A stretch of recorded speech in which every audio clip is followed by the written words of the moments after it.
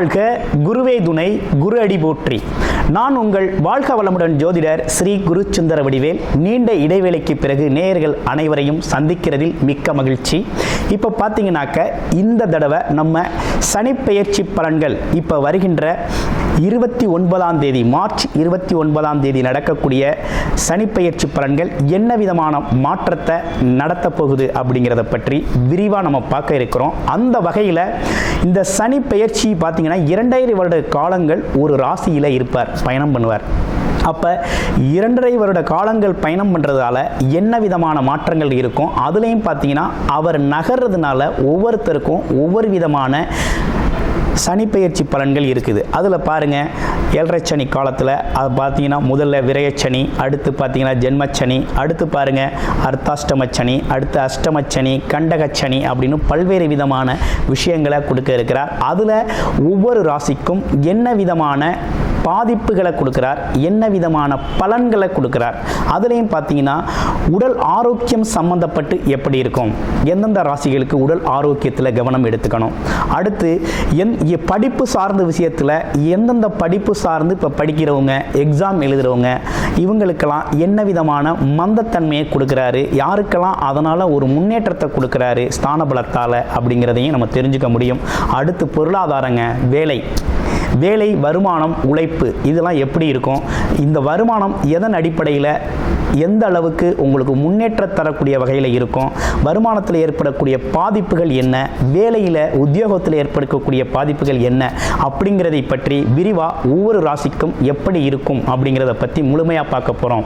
அதில் பார்த்தீங்கன்னா குறிப்பாக படிப்பு சார்ந்த விஷயங்கள், வேலை சார்ந்த விஷயங்கள், வருமானம் சார்ந்த விஷயங்கள், தொழில் சார்ந்த விஷயங்கள், அடுத்து பார்த்தீங்கன்னா உடல் ஆரோக்கியம் சம்பந்தப்பட்ட விஷயங்கள், இவை அனைத்தும் சனி சம்பந்தப்பட்ட, அதுவும் ஆயுள் சம்பந்தப்பட்ட விஷயத்தையும் சேர்த்து முழுமையாக நம்ம இந்த விரிவாக நம்ம தெளிவாக பார்க்க போகிறோம். அந்த வகையில் இந்த வீடியோவை ஸ்கிப் பண்ணாமல் அனைத்து ராசிக்காரர்களும் விரிவாக பார்த்து தெரிஞ்சுக்கோங்க. மீனம் ராசி நேயர்களுக்கு காலச்சக்கரத்தின் 12வது ராசியான மீன ராசிக்கு சனி பெயர்ச்சி அப்படிங்கிறது பார்த்தீங்கன்னா நம்ம ராசியிலே வந்து சனி பகவான் அமர்றார்.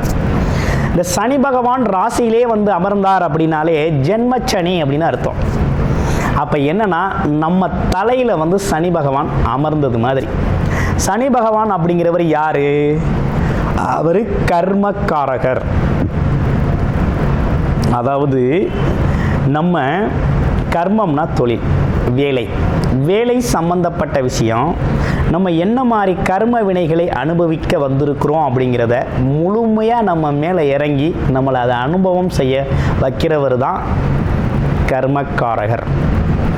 ஜீவனக்காரகர் அப்படின்னா வருமானம் எதன் வழியிலிருந்து வரணும், என்ன தொழில் வேலை செய்யணும், அதன் தொடர்ச்சியில் என்ன விதமான அனுபவத்தை கொடுக்கணும் அப்படிங்கிறத கொடுக்குறவர் தான் சனி பகவான். அடுத்து ஆயுளுக்கு காரகர்.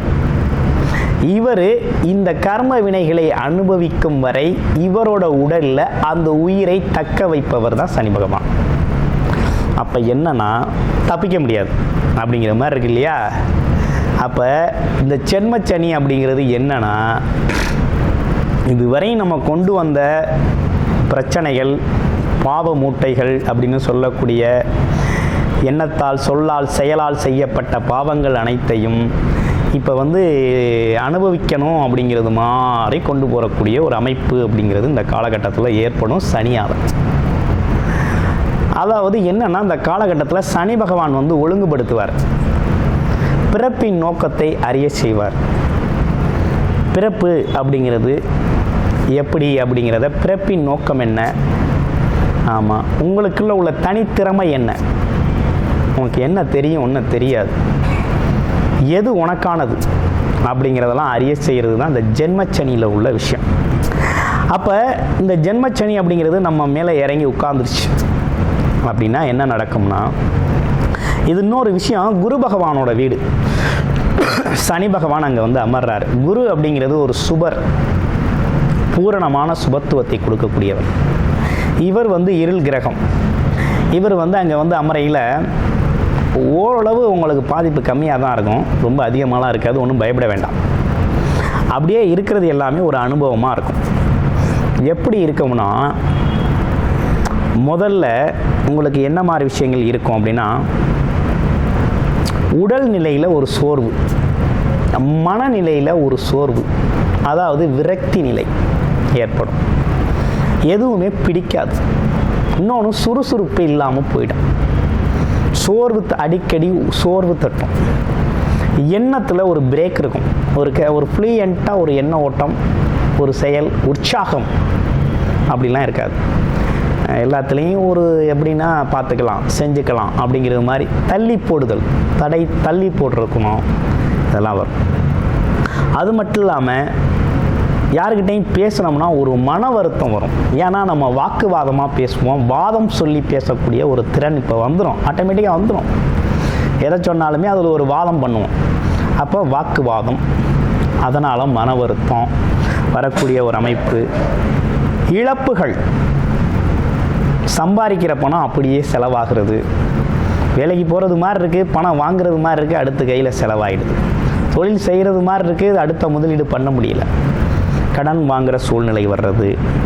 அடுத்து உடல், நம்ம சொல்கிறது மாதிரி மனம் சொல்கிறது மாதிரி உடல் கேட்குறது இல்லை, உடல் சொல்கிறது மாதிரி மனம் செய்கிறது. எப்படின்னா மனசு என்ன சொல்லுதோ, என்ன செய்யணும்னு நினைக்கிறோமோ அதற்காக உடம்பு ஒத்துழைக்கணும். இங்கே என்னென்னா அப்படியே ரிவர்ஸில் இருக்கும். ஆமாம். அப்போ இதில் ஒரு முரண்பட்ட ஒரு பிரச்சனை உண்டு. அப்போ என்னென்னா நம்ம எதிர்பார்க்காத வகையில் எதிர்பாராத நேரத்தில் அதிகப்படியான செலவுகள் வர்றது.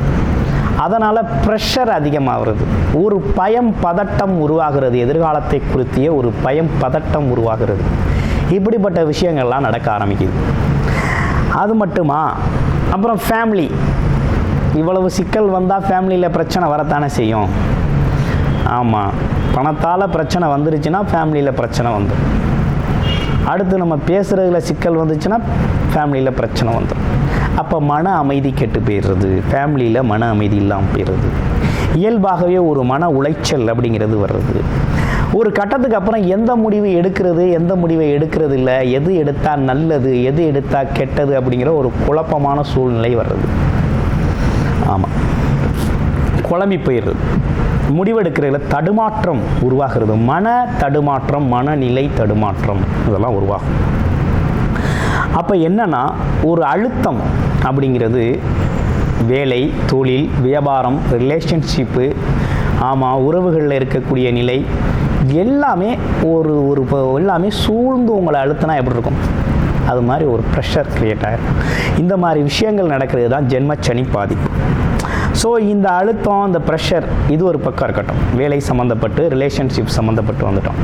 அடுத்து குழந்தைகள், படிப்பு. இப்போ இளம் குழந்தைகளாக இருக்கிறீங்க, படிக்கிற குழந்தைகளாக இருக்குங்க. ஆமாம், அவங்களுக்கெல்லாம் எப்படி இருக்குது அப்படின்னா படிப்பாங்க, நல்லா படிப்பாங்க, ஆனால் ஞாபகத்தில் இருக்காது, மறந்துடும். அல்லது எக்ஸாமில் போய் உட்காந்தா ஞாபகம் வராது, ரிப்பீட்டடாக யோசித்து பார்த்தாலும் ஞாபகம் வராது. அதே நேரத்தில் ஒரு பயம் பதட்டமே எப்போதுமே ஒரு பதட்டம் இருக்கும். ஆமாம், பார்த்துக்கலாம் அப்படிங்கிற தைரியம், தன்னம்பிக்கை வராமல் ஒரு பதட்டம் இருக்கும். அப்போ படிப்பில் ஒரு கான்சன்ட்ரேஷன் இருக்காது, ஒரு தெளிவு இருக்காது, படித்ததில் ஒரு குழப்பம் இருக்கும். அதே நேரத்தில் ஒரு சுறுசுறுப்பாக அதை படித்து பண்ணணும், செய்யணும் அப்படிங்கிற ஒரு ஆர்வமின்மை இதெல்லாம் குறையும். இதெல்லாம் ஏற்படக்கூடிய ஒரு காலகட்டமாக படிப்பு சார்ந்த விஷயத்தில் இருக்குது. வேலையிலையும் அப்படி தான். அப்புறம் பார்த்துக்குவோம் அப்படின்னு தள்ளி போடுற குணம் வரும். பிறகு பார்த்துக்கலாம், இப்போ ஒன்றும் அவசரம் இல்லை, பொறுமையாக செஞ்சுக்கலாம் அப்படின்னு தோணும். ஆனால் அப்புறம் தள்ளி போட்டால் அப்புறம் செய்ய வேண்டிய வேலைகள் அடுக்கடுக்காக வந்து ஒரு அழுத்தத்தை கொடுத்துரும். இதெல்லாம் நடக்கக்கூடிய விஷயங்கள் தான் இது. அதனால் எமோஷனலாக எந்த முடிவும் எடுக்கக்கூடாது. ஆர்வ கோளாறில் எந்த முடிவும் எடுக்கக்கூடாது. அதே போல் திருமண முயற்சிகள் இந்த காலகட்டத்துக்கு ஆகாது. அப்படியே எடுக்கணும்னா உங்களுடைய தசாபுத்தி இலக்கண அடிப்படையில் உங்கள் ராசி தசாபுத்தி எப்படி இருக்குன்னு பார்த்து நல்ல தசாபுத்தியாக இருந்துச்சு அப்படின்னா தாராளமாக திருமண முயற்சிகள் எடுத்து திருமணம் செய்யலாம். இல்லைன்னா அந்த காலகட்டத்துக்கு அது பொருந்தாது, அப்படி வச்சுக்கலாம். அடுத்து பாருங்கள், குடும்பத்தில் ஒரு தெளிவு இல்லாமல் ஒரு குழப்பமாக போய்கிட்டு இருக்குது. இப்படிப்பட்ட விஷயங்கள்லாம் நடக்க ஆரம்பிக்கும். ஸோ இதற்கெல்லாம் என்ன காரணம், என்ன செய்யணும் அப்படின்னு பார்த்தோம்னா, முதல்ல பேச்சு அப்படிங்கிற ஒரு விஷயத்தை நிதானித்து பேசணும் அப்படிங்கிற ஒரு அமைப்பு வேணும். இன்னொன்று, அதிகப்படியான பேச்சை தவிர்த்துக்கணும். ரெண்டாவது, வாதம் செஞ்சு பேசக்கூடாது. மூணாவது திட்டமிட்டபடி திட்டமிட்ட வேலையை செய்யணும். ஆமாம், பயணத்தை செய்யணும். அதே நேரத்தில் வீண் பழி விவாதங்கள் வருது அப்படின்னா அதிலிருந்து கொஞ்சம் வெளியேறணும். அதை மனசில் உள்ளே போட்டு அழுத்தத்தை உருவாக்கிக்க கூடாது. இப்படிப்பட்ட விஷயங்கள்லாம் நம்ம பண்ணிக்கணும்.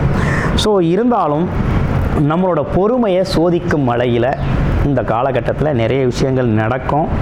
நிதானம் அவசியம், உடல் ஆரோக்கியமும் அவசியம். இதனால் உடம்பை கெடுத்துக்கக்கூடாது. ஸோ உடல் ஆரோக்கியத்திலையும் மன ஆரோக்கியத்திலையும் கூடுதல் கவனம் தேவைப்படுகின்ற காலம். அதே போல் சொல் வாக்கு அப்படிங்கிறது தான் செல் வாக்கு அப்படின்னு சொல்லுவோம். அப்போ சொல்கிற வார்த்தைகளை நம்மளால் முடியும்னா தான் சொல்லணும், இல்லைன்னா சொல்லக்கூடாது. அப்போ நம்மளால் முடிஞ்ச விஷயத்தை சொல்லி செஞ்சோம்னா செல்வாக்கு உயரும், இல்லைன்னா அது சொல்லாமல் இருக்கிறது நல்லது. ஓகே, இவ்வளவு விஷயங்கள் சொல்லியாச்சு. இதுக்கெல்லாம் பரிகாரம் என்ன அப்படின்னு பார்க்கலாமா?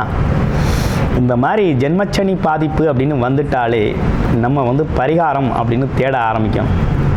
என்ன மாதிரி பரிகாரத்தை தேட ஆரம்பிக்கணும் அப்படின்னா, கூடுமான முறையும் பக்தி செய்யணும். பக்தி மார்க்கம், ஞான மார்க்கம், யோக மார்க்கத்தில் நம்ம ஈடுபடணும். ரெண்டாவது, தான தர்மங்களை கடைபிடிக்கணும். அதே போல் எல்லா இடத்துலையும் ஒரு உண்மை நேர்மையோடு நடந்துக்கிட்டோம்னா அது நம்மளை பாதிக்காது. நடந்துக்கணும். ஆமாம், இந்த விஷயத்தெல்லாம் ஃபாலோ பண்ணிட்டு வரணும். கூடுமான முறையும் தான தர்மங்களை செய்யல சனி பகவான் நமக்கு கருணை அப்படிங்கிற விஷயத்தை அளிப்பார்.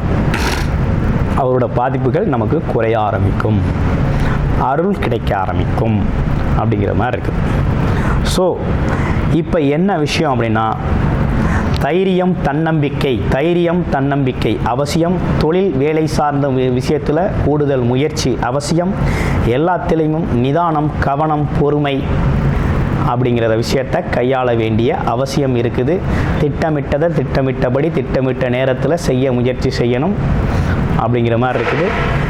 இதில் அதிகப்படியாக என்னன்னு கேட்டிங்கன்னா, தான தர்ம காரியங்களில் ஈடுபடணும், தான தர்மம் செய்யணும் அப்படிங்கிறது தான் முக்கியத்துவமான ஒரு பாயிண்ட்டு. அடுத்து வழிபாடு செஞ்சுக்கணும். ஆஞ்சநேயர் வழிபாடு ரொம்ப முக்கியம். சனிக்கிழமைகளில் ஆஞ்சநேயர் வழிபாடு செஞ்சுக்கங்க.